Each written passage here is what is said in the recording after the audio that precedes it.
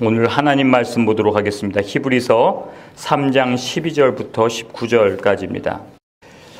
이 세상 살아가면서 내일 어떤 안 좋은 일이 생길지, 그리고 또 내일 모레는 어떤 험악한 일이 생기게 될지 우리는 전혀 모르고 살아갑니다. 그래서 우리 많은 사람들이 다 앞날에 대해서 걱정하고 근심하고 염려 속에서 살아갈 수밖에 없습니다.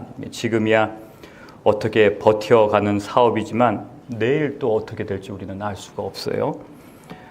지금 이 직장에서 잘 해나가고 있는 것 같지만 언제 잘릴지 우리는 알 수도 없고, 그리고 지금 우리 아이가 저렇게 학교를 잘 다니고 있는 것 같지만 언제 또 마음이 변해가지고 달라질 줄도 우리는 알 수가 없습니다. 내 몸이 예전 같지 않은 느낌이 들 때, 좀 뭔가 좀 불편한 느낌이 들고 아픈 느낌이 들 때, 그때 또 우리는 이것이 큰 병을 갖고 있는 것이 아닌가 이렇게 염려할 때가 있습니다.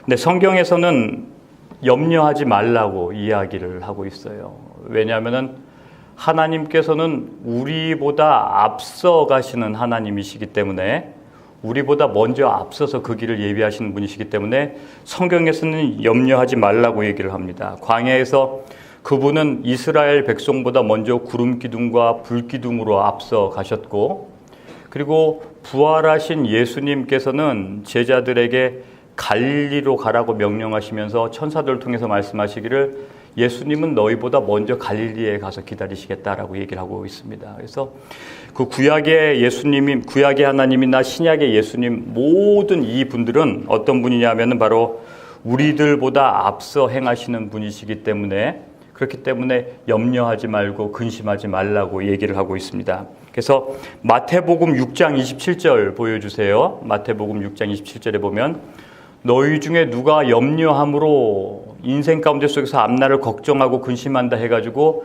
그 키를 한 자라도 더 할 수 있겠느냐라고 얘기를 하고 있는데, 이 말의 뜻은 뭐냐면은 우리가 걱정하고 근심한다 해가지고 우리들의 생명이 1시간 더 늘어나고 며칠 더 늘어나고 오래 살고 이런 거 아니다라는 거예요. 걱정 근심해봤자 아무 소용이 없다라고 얘기를 하고 있고, 34절에 보면 그러므로 내일 일을 위하여 염려하지 말라. 내일 일은 내일 염려할 것이요 오늘 한날의 괴로움은 그날로 족하다라고 해서 미리 땡겨가지고 염려하지 말라라고 얘기를 하고 있습니다. 그래서 성경에서는 또 어떻게 얘기를 하고 있냐면 그 다음 거 보여주세요. 빌립보서 아무것도 염려하지 말고 다만 모든 일에 기도와 간구로 너희 구할 것을 감사함으로 하나님께 아뢰라. 그리하면 모든 지각에 뛰어난 하나님의 평강이 그리스도 예수 안에서 너희 마음의 생각을 지키시리라 라고 이야기를 하고 있습니다. 그래서 예수님 믿는 사람들은 절대 걱정하거나 근심하지 말고 사는 것이, 그것이 올바른 신앙생활이다라고 이야기를 하고 있습니다. 근데 오늘 성경은 되게 이상하게 시작이 되는 것을 볼 수가 있습니다. 오늘 성경에 보면 염려하고 걱정하라라고 얘기를 하고 있어요. 그러니까 성경을 보면 한 365개의 구절이 믿는 사람은 걱정하지 말아야 돼, 염려하지 말아야 돼, 근심하지 말아야 돼 라고 가르쳐주고 있는데, 오늘 우리가 읽은 성경은 염려하라고 얘기를 하고 있습니다. 좀 뭔가 이상하죠? 아니 어떻게 여지껏 걱정하지 말라고 얘기를 해놓고 오늘 성경에서는 염려하고 근심하고 걱정하라고 이렇게 얘기를 하고 있는 거예요. 도대체 어떤 내용인가 한번 보겠습니다. 오늘 여기 보여주세요. 12절 보여주세요. 히브리서 3장 12절. 오늘 오직 형제들아 너희가 삼가 혹은 너희 중에 누가 믿지 아니하는 악심을 품고 살아계신 하나님에게서 떨어질까 염려할 것이요 라고 얘기를 하고 있어요. 물론 우리 성경에는, 우리가 지금 사용하고 있는 성경은 약간 변형되고 이건 옛날 성경입니다. 그렇지만 내용은 염려할 것이요 라는 말이 맞아요. 예.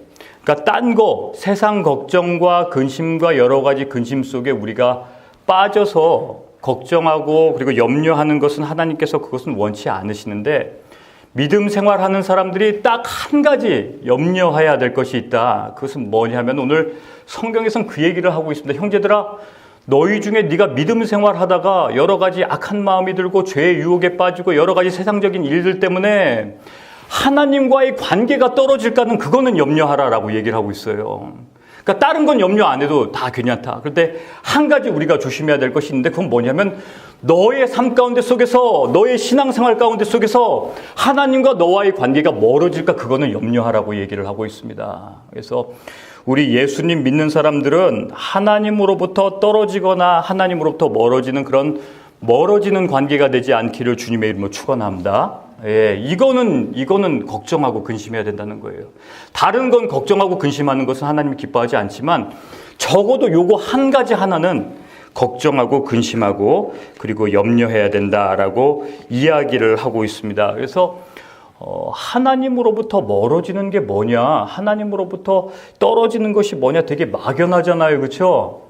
이게 뭐가 멀어지는 겁니까? 예, 제가 구체적으로 말씀을 드릴게요. 별로 어려운 얘기 아니에요. 교회에 빠지면 하나님이랑 멀어지는 거예요. 예, 교회에 빠지면 하나님이랑 멀어지는 거지 어디서 예배를 드리고 어디서 우리가 하나님의 말씀을 듣고 찬양을 같이 모여서 할 수가 있겠어요. 그래서 교회에 빠지고 주일날 놓치고 기도의 짤이 빠지고 이러면 하나님으로부터 분리될 수밖에 없다라는 사실을 우리가 꼭 기억해야 돼요. 비가 온다고 교회 안 오고 눈이 온다고 안 오고 추우면 춥다고 교회 안 오고 오늘은 놀러 가야 한다고 교회 안 하고 어젯밤에 늦게 잤기 때문에 오늘은 피곤하기 때문에 교회 안 하고 아침에 부부와 말싸움했다고 해가지고 교회 안 하고 이러면은 하나님으로부터 멀어지는 거예요. 그렇게 어렵게 추상적으로 하나님께 멀어진다 이렇게 생각하지 마세요. 우리가 신앙생활에 등지는 것은 교회를 참석하지 않으면서부터 시작이 되기 시작하는 거예요. 그래서 이렇게 하나님으로부터 멀어질 수가 있다라는 것입니다.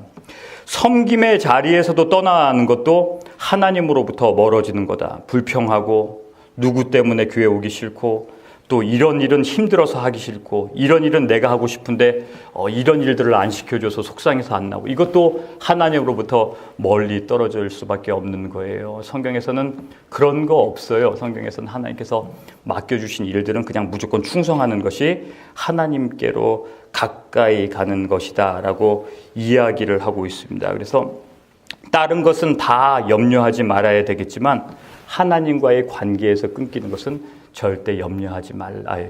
계속해서 염려하고 주의해야 된다라고 이야기를 하고 있습니다. 그래서 오늘도 마찬가지입니다. 예, 오늘도 마찬가지예요. 그렇다면 우리가 하나님으로부터 떨어지지 않도록 하기 위해서 우리가 하나님으로부터 분리되고 하나님과의 관계가 파괴되지 않도록 하기 위해서 우리가 어떻게 해야 될 것인가? 그것이 바로 오늘 성경 본문의 말씀에 나와 있습니다. 여기 13절 보십시오. 13절. 오직 오늘이라 일컫는 동안에 매일 피차 서로 권면하라 라고 얘기를 하고 있습니다. 예수님 믿는 사람은 혼자 신앙생활을 하는 게 아니라 함께 모여서 신앙생활을 하는 거거든요. 근데 서로 권면하라, 믿음의 이야기를 하고 서로 격려해주고 그리고 서로 말씀을 통해 가지고 일으켜 세워주라고 이야기를 하고 있어요. 이것이 굉장히 중요하다라고 얘기를 하고 있습니다. 그래서 예수님 믿는 사람은 이 험한 세상에서 어떻게 살아가야 되냐면은 소망을 주는 이야기들을 해야 돼요. 희망을 주는 얘기, 그 사람을 격려해 줘가지고 소망을 갖게 하는 얘기예요. 그래서 우리가 이렇게만 딱 들으면은 그래. 그냥 긍정적인 말을 막 얘기를 해주고 그냥 위로만 해주면 되겠지. 그리고 그 사람을 공감해주면 되겠지. 이렇게 물론 그것이 틀린 것은 아니지만 그러나 소망이 굉장히 중요한 거거든요. 힘들 때 소망을 주고 희망을 주는 말들이 굉장히 중요한데 세상 사람들도 그렇게 얘기를 해요. 긍정의 말을 하고 그리고 소망의 말을 줘야 된다고 이렇게 얘기를 하긴 하는데 성경은 좀 약간 좀 다르게 이야기를 하고 있습니다. 로마서 5장 3절에서부터 4절 좀 보여주세요.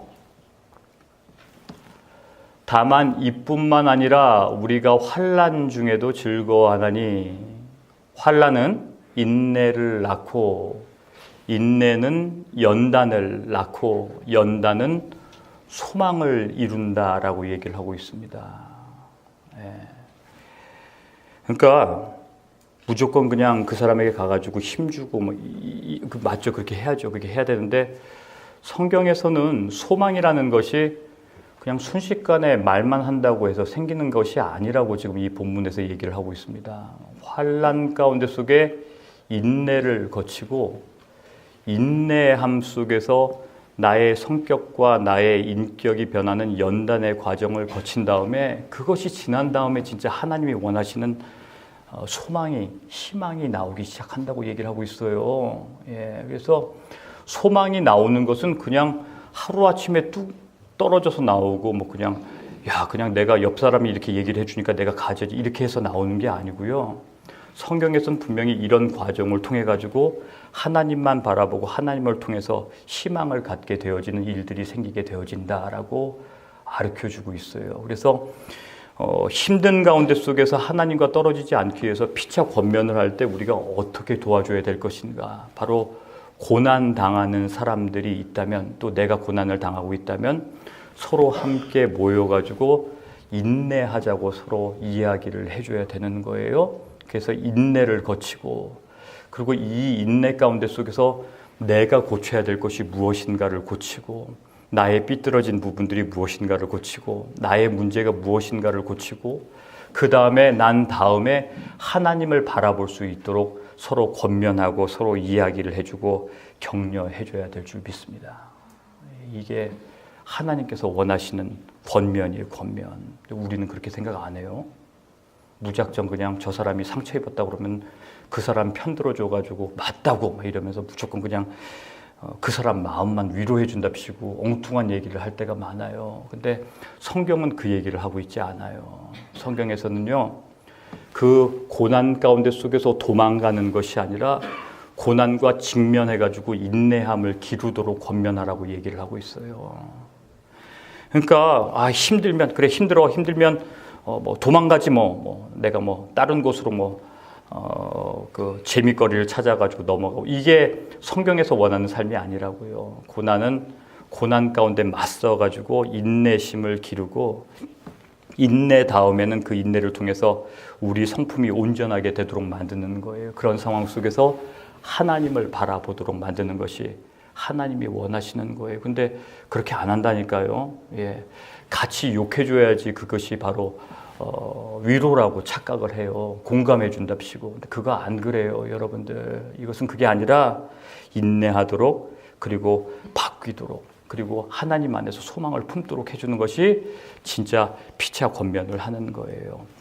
한나 보세요. 한나는 아이를 낳을 수가 없어가지고, 사무엘의 엄마예요. 아이를 낳을 수 없어가지고 굉장히 고통을 당하고, 불임나라는 여자가 애 못 낳는다고 맨날 이렇게 시비 걸고 괴롭게 했던 사람이에요. 그런데 그런 가운데 속에서 한나가 한 것은 뭐냐면, 불임나가 막 비난하고 뭐라고 그래도 끝까지 참고 인내하는 것을 볼 수가 있어요. 그리고 그 인내가 어떤 모습으로 나타나냐면은 기도의 모습으로 나타난 거예요.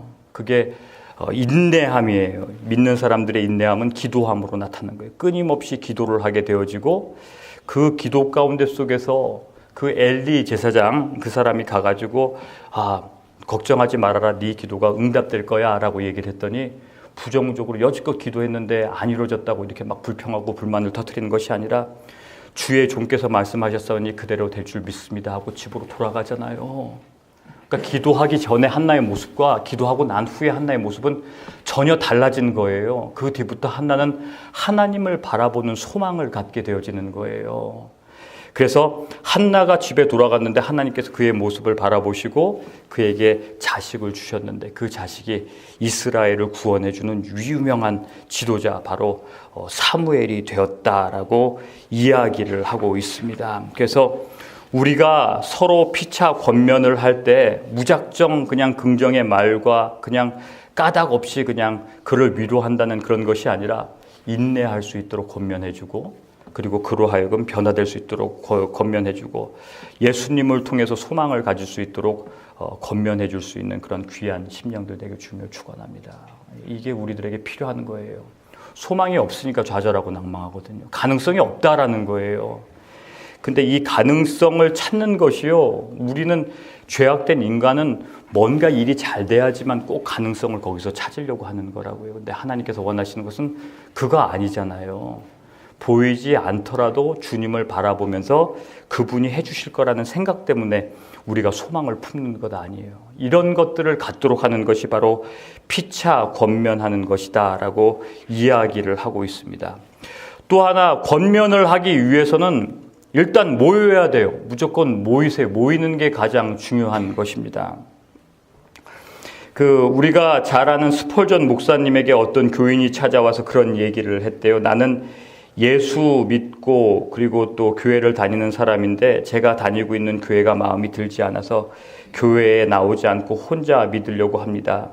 그래도 저는 구원을 받겠지요? 라고 얘기를 했대요. 그랬더니 이 목사님이 말씀하시기를 혼자 믿어도 구원은 받을 수가 있습니다. 그러나 숯불이 함께 모여야 더 잘 타지 혼자 있으면 쉽게 꺼지고 맙니다. 그래서 구원받은 성도들은 함께 모여서 신앙생활을 할 때 그 불이 꺼지지 않습니다. 라고 이야기를 하고 있습니다. 그래서 히브리서 10장 25절에 보면 모이기를 패하는 어떤 사람들의 습관같이 하지 말고 오직 권하여 그 날이 가까움을 볼수록 더욱더 그리하자라고 이야기를 하고 있는 거예요. 그래서 서로 권면하고 격려하고 그리고 서로 믿음을 세워주는 것들이 굉장히 중요합니다. 그래서 우리가 마지막 때가 될수록 신앙생활을 하면 할수록 더욱더 격려하고 세워주는 그런 귀한 사람 되기를 주님으로 축원합니다.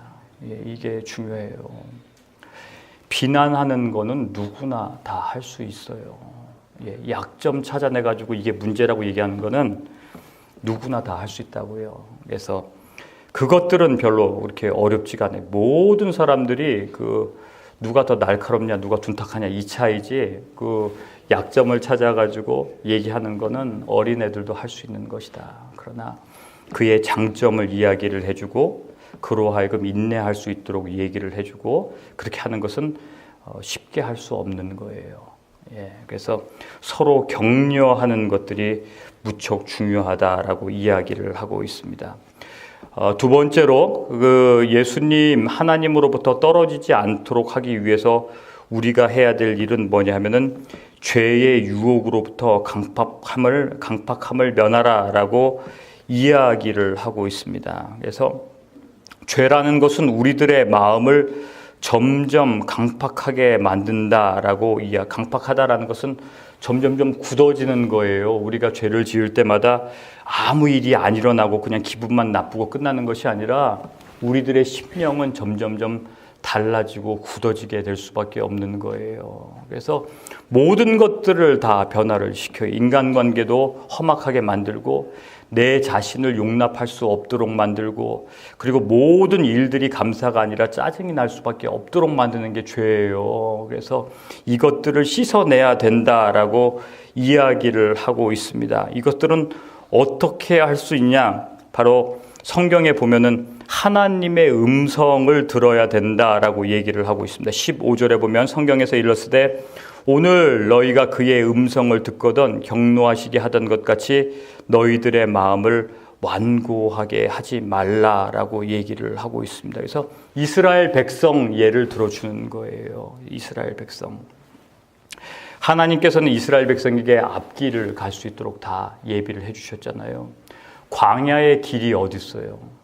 사막의 길이 어디 있냐고요. 그냥 그날 가면 그게 그 길이에요.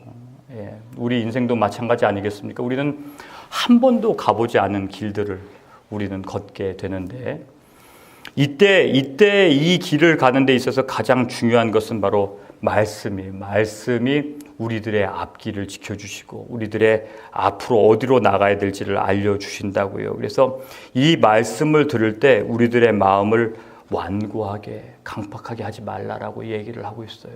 그렇죠? 어떤 말씀이든지 간에 우리는 하나님의 말씀을 들어야 되는 거예요. 저 말씀은 나에게 마음에 들고 이거는 나랑 안 맞으니까 쳐낸다. 그것은 나를 변하게 하는 것이 아니라 나의 자아를 더욱더 강화시키는 거예요. 왜? 내가 동의하는 말만 받아들이겠다라고 하는 것은 내가 옛날에 있던 그 캐릭터를 더욱더 강화시키는 것 뿐이에요. 그래서 오늘 성경에 보면 오늘날 너희가 그의 음성을 듣거든 격노하게 하던 이스라엘 백성처럼 하지 말고 너희 마음을 완악하게 하지 말고 오히려 듣고 순종하라라고 이야기를 하고 있습니다. 그래서 마음을 완악하게 하면은 믿음이 안 생기는 것이에요. 그래서 하나님과 우리들의 자신의 관계가 멀어지지 않도록 하기 위해서 하나님의 말씀을 듣고 순종하고 그리고 아멘으로 받아들이라라고 이야기를 하고 있습니다. 세 번째로 우리가 하나님과의 관계 속에서 멀어지지 않도록 하기 위해서 우리가 해야 될 일은 14절입니다. 우리가 시작할 때 확신한 것을 끝까지 견고히 잡고 있으면 그리스도와 함께 참여한 자가 되리라라고 얘기를 하고 있습니다. 시작할 때, 신앙생활 처음 시작할 때 우리가 받아들이고 붙잡고 있었던 거 그거를 끝까지 놓지 말아야 된다라고 얘기를 하고 있어요. 그래서 신앙생활 처음 시작할 때 붙잡고 있는 것들 있잖아요. 예수님 그 복음이라는 거, 그리스도께서 우리를 위하여 십자가에 죽으시고 3일 만에 살아나셔서 나의 죄를 대신해서 돌아가셨다는 그 사실, 그리고 또 하나님께서 주시는 모든 약속의 말씀은 시간이 되면 결국에는 이루어진다라는 것들을 붙들고 계속 신앙생활해야 될 때 그때 하나님으로부터 떨어지지 않는 거예요. 광야에서 이스라엘 백성이 살아가면서 가장 큰 문제가 뭐였을 거라고 생각하세요? 뭐였을 거라고 생각하세요? 광야에서 40년 동안 이스라엘 백성이 막 여기저기 돌아다니면서 그들에게 가장 힘들었던 문제는 먹고 사는 문제였었어요. 그래요. 먹고 사는 문제였어요. 이거 내일은 우리가 뭘 먹어야 되나? 이 광야에서는 애굽처럼 마늘도 없고 수박도 없고 여러 가지 기타 조미료도 없고 우리가 여기서 죽는구나. 우리 아이들은 애굽에서 좋은 학교 다녔는데 여기서는 좋은 학교도 못 다닌다고 여러 가지 모든 불평과 불만을 터뜨렸는데 다 그들이 살아갈 때 가장 힘들어했던 문제들은 다 먹고 사는 문제, 우리가 생계를 어떻게 이어가야 되나라는 그런 지금 우리가 당면한 그런 문제예요.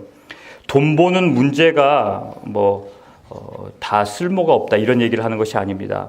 돈 벌고 먹고 사는 문제는 우리들에게 있어서 굉장히 중요한 것이다라는 것입니다. 그러나 먹고 사는 문제보다 더 중요한 문제가 있는데 그것은 바로 하나님에 관련된 문제다. 나와 하나님과의 관계의 문제다라는 것입니다. 그래서 어떤 문제도 나랑 하나님과의 관계 속에서 일어나는 그 문제보다 더 중요할 수 없다라는 것이에요.